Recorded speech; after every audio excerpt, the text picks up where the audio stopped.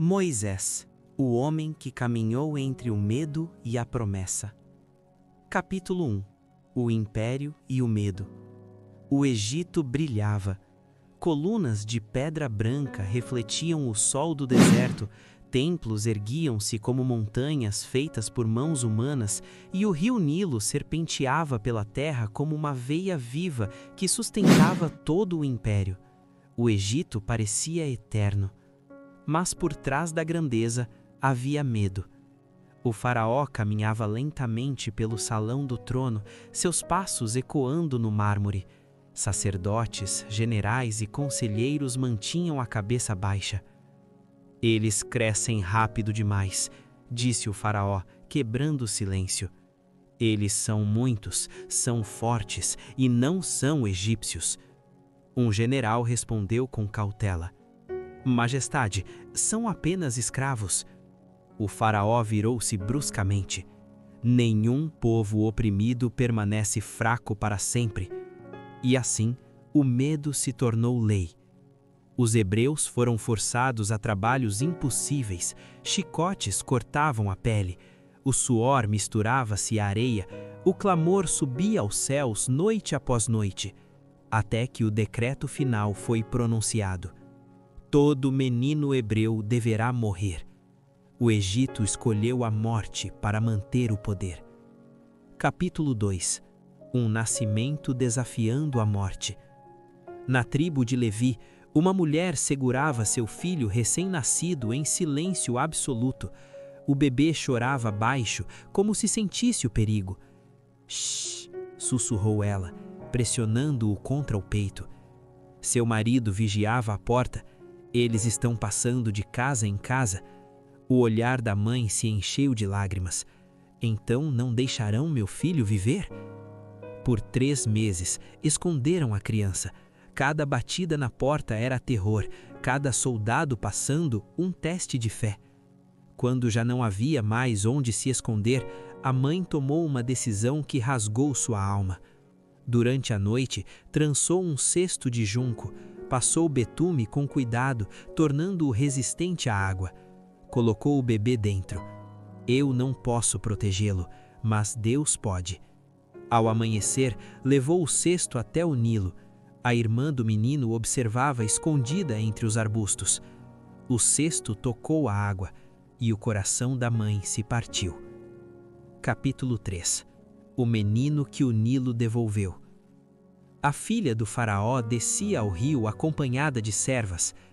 "O que é aquilo?", perguntou apontando para o cesto. Uma serva o trouxe. Ao abri-lo, o bebê chorou. A princesa hesitou. Reconheceu imediatamente. "É hebreu." A serva aguardou a ordem, mas a princesa sentiu algo que nunca sentira no palácio: compaixão. "Ele viverá." A irmã da criança surgiu rapidamente. "Queres que eu chame uma ama hebraica?" "Chama." Assim, o menino foi devolvido à própria mãe, agora pago pelo império que tentara matá-lo. Quando cresceu, foi levado ao palácio. "Seu nome será Moisés", disse a princesa, "porque das águas eu te tirei." Capítulo 4. O príncipe dividido. Moisés cresceu entre colunas douradas, aprendendo estratégia, escrita, filosofia e guerra. Usava roupas finas, comia à mesa do faraó e era tratado como nobre. Mas sempre havia olhares, sempre havia silêncio. Ele sabia. À noite perguntava a si mesmo: "Quem sou eu, afinal?" Um dia, saiu do palácio e viu o sofrimento dos hebreus. Viu um egípcio espancar um escravo até o sangue cair na areia. Algo explodiu dentro dele. Olhou para os lados. Silêncio. O golpe foi rápido. O corpo caiu. Moisés enterrou o cadáver, mas não conseguiu enterrar o que sentia. No dia seguinte, tentou intervir numa briga entre 2 hebreus. "Por que feres teu irmão?" A resposta foi fria: "Quem te fez juiz sobre nós?" Naquele instante, Moisés percebeu: não era aceito nem como príncipe, nem como hebreu. Quando o faraó soube, a sentença foi clara: morte. Moisés fugiu. Midian não tinha palácios, tinha poeira, vento e silêncio. Moisés tornou-se pastor, guiava ovelhas sob o sol inclemente, dormia no chão, comia pouco, falava menos ainda. Os anos passaram, o orgulho morreu, a pressa se perdeu, até que um dia algo quebrou o silêncio. Capítulo 6. O Deus que chama pelo nome. A sarça ardia, mas não se consumia. Moisés, ele tremeu. Eis-me aqui. Tire as sandálias, este lugar é santo. A voz era fogo e paz ao mesmo tempo. Eu vi o sofrimento do meu povo, eu descerei para libertá-los, e eu te enviarei. Moisés tentou recusar, não sou capaz. Quem fez a boca do homem, eu serei contigo. Não havia mais fuga. Capítulo 7. O confronto dos deuses. Diante do faraó, Moisés ergueu o cajado. Assim diz o Senhor, deixe ir o meu povo. O faraó riu. Quem é o Senhor? Vieram as pragas, sangue, trevas, dor, morte. Cada praga era um golpe na arrogância do Egito. Até que numa noite silenciosa, o choro encheu a terra, e o faraó quebrou. Vão, saiam. Diante do mar fechado, o povo entrou em pânico. Foi para morrer aqui que nos tiraste do Egito? Moisés ergueu o cajado. O vento soprou. O mar se abriu. O impossível cedeu à obediência. Capítulo 9. O líder cansado. No deserto, o povo reclamava. Queremos voltar. Moisés chorava. Senhor, este povo é pesado demais. Mesmo assim, subia o monte, falava com Deus, intercedia. Capítulo 10. A promessa à distância. No alto do monte, Moisés viu a terra prometida. Não entrou, mas sorriu. A missão estava completa. Moral da história: o preço da vocação. A história de Moisés nos ensina que vocação não é privilégio, é responsabilidade, e que todo chamado verdadeiro carrega um custo antes de carregar glória. Moisés nasceu para libertar, mas antes precisou aprender a obedecer. Tentou agir com força própria e fracassou. Somente quando perdeu o poder, o nome e a posição, tornou-se útil nas mãos de Deus. A moral é clara. Aquilo que tentamos construir com pressa, Deus precisa destruir para construir com propósito. Não foi o palácio que preparou Moisés, mas o deserto. Não foram os aplausos, mas o silêncio. Não foi o comando, mas a submissão.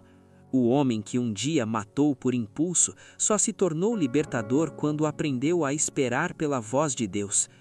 A moral final revela que Deus não confia grandes missões a corações orgulhosos, mas a corações quebrantados. O verdadeiro poder não está em dominar homens, mas em obedecer a Deus, mesmo quando isso exige enfrentar reis, mares e a si mesmo. Moisés nos mostra que liderança não é ausência de medo, mas fidelidade apesar do medo. Ele não libertou o povo porque era forte, eloquente ou confiante, libertou porque aprendeu a depender.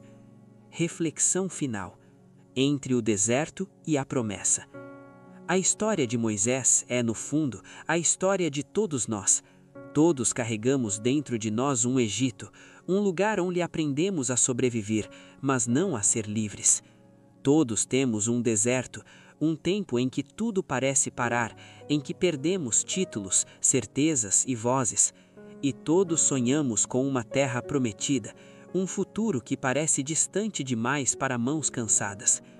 Moisés nos ensina que Deus age no tempo em que menos esperamos e quase sempre quando achamos que já passou da hora. Ele tinha 40 anos quando achava que estava pronto e 80 quando finalmente foi chamado. Isso nos confronta com uma verdade incômoda. Não é tarde quando Deus ainda está trabalhando. Quantas vezes interpretamos o silêncio como o abandono? Quantas vezes confundimos espera com rejeição? O deserto de Moisés nos lembra que o silêncio de Deus não é ausência, é formação. É no vazio que o coração aprende a ouvir, é na solidão que a identidade se fortalece, é na perda que a dependência nasce. Moisés também nos confronta com nossos limites. Ele não entrou na terra prometida. Isso nos ensina que nem toda missão termina onde desejamos, mas toda missão cumprida encontra descanso em Deus. O valor da jornada não está apenas no destino, mas na fidelidade ao longo do caminho. Há algo profundamente humano e sagrado no fato de Moisés ver a promessa de longe. Ele nos ensina que não precisamos possuir o amanhã para saber que ele existe. Às vezes, cumprir o chamado significa preparar o caminho para outros. Por fim, a vida de Moisés nos convida a uma pergunta silenciosa, mas inevitável. O que Deus poderia fazer se confiássemos menos